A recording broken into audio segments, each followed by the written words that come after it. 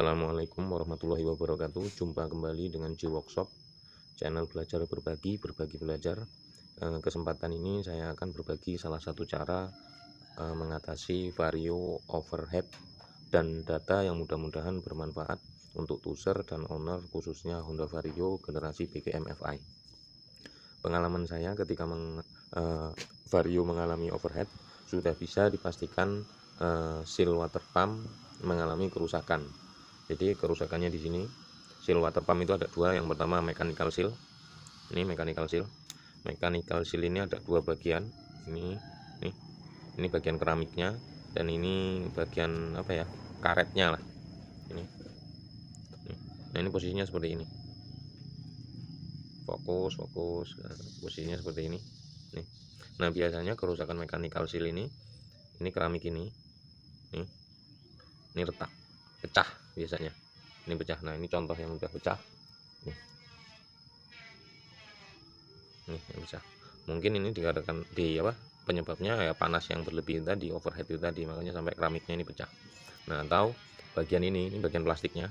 Ini bagian plastiknya ini. Nah, ini leleh, biasanya leleh. Terus bisa juga dari daerah karetnya. Dalam ini ada karetnya model kayak gini. Karetnya ini sobek. Terus seal olinya biasanya udah mengembang nih, seperti kayak kebakar atau apa ya, terlalu panas lah di sini. Jadi ini udah keras, udah nggak bisa menahan oli. Jadi di sini saya cuman menunjukkan penyelesaian yang saya lakukan, bukan video untuk tutorial pengerjaan, karena untuk tutorial pengerjaan udah banyak lah menurut saya. Jadi di sini saya melakukan pergantian seal water pump ini, terus seal ini, dan pembersihan bagian dalam. Ini lubang pembuangan antara jalur oli. Nih, oli di sini, dari sini masuk ke sana untuk melumasi bearing ini. Nah, ini daerah sini daerah coolant.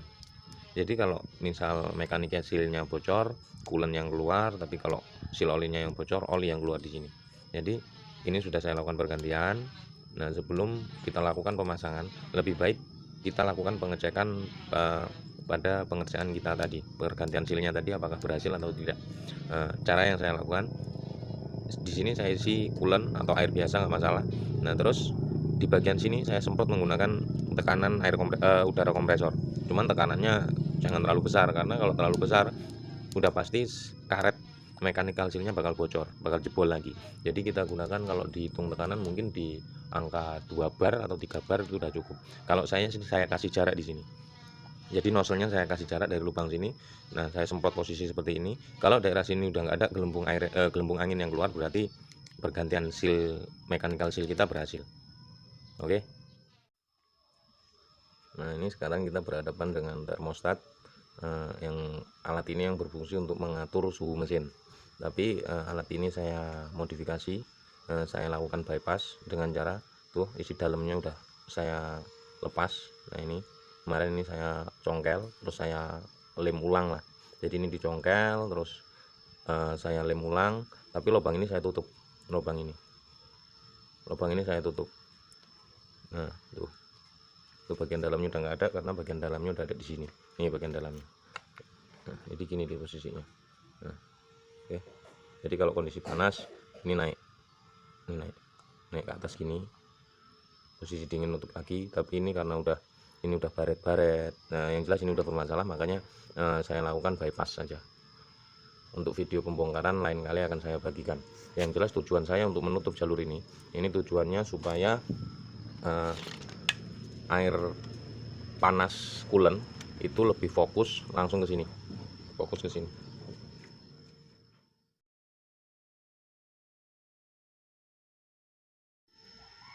Nah, tujuan saya menutup jalur ini tujuannya supaya air panas itu lebih fokus langsung mengalir ke radiatornya, karena posisinya seperti ini.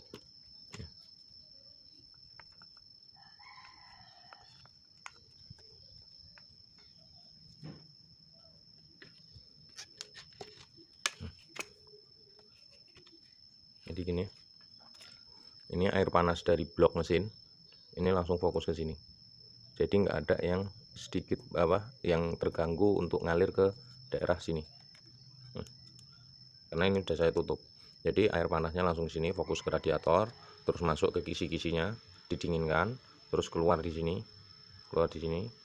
terus masuk ke sini, nah langsung masuk ke sini.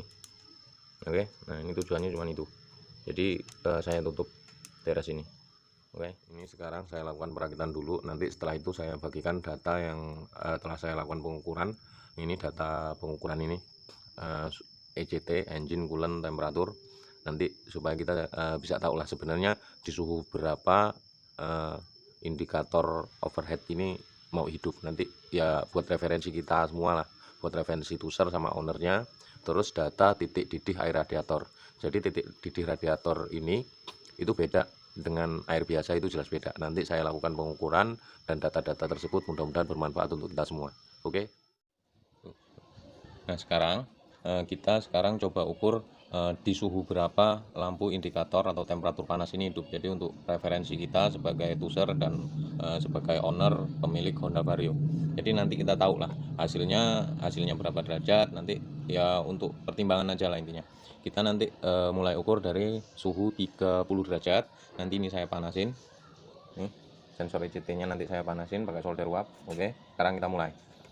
Nanti ketika di suhu 100 derajat, terus kita kontak, kita tunggu di angka berapa ini sampai hidup. Oke.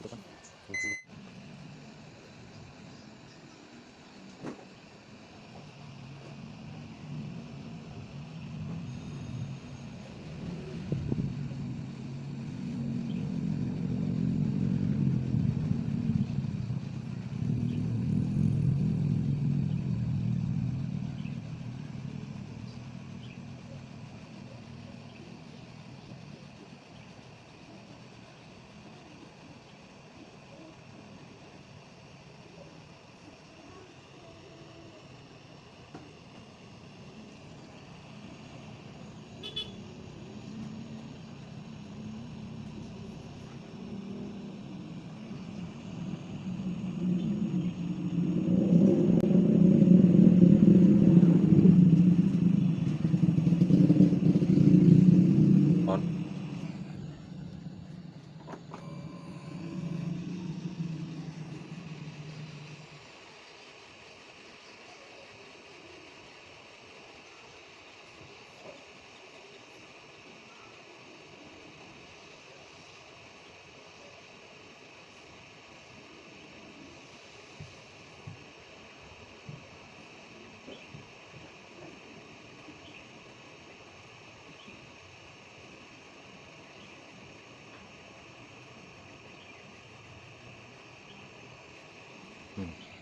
Di angka 15 atau 16 derajat Celcius lampu indikator mati. Kita coba lagi untuk mencari konsisten di angka berapa.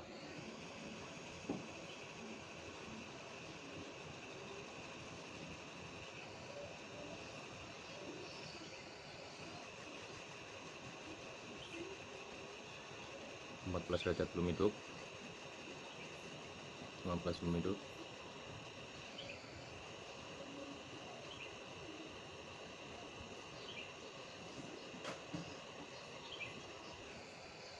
Di angka 16 atau 17. Jadi menurut saya ini konsisten di angka 16 derajat Celcius. Kita coba sekali lagi.